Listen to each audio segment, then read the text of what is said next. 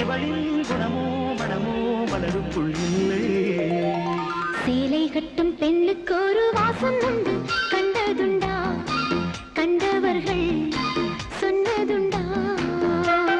சேலை கட்டும் பெண்ணுக்கு ஒரு வாசம் உண்டு, கண்டு கொண்டேன் கண்களுக்குள் பள்ளி கொண்டேன்.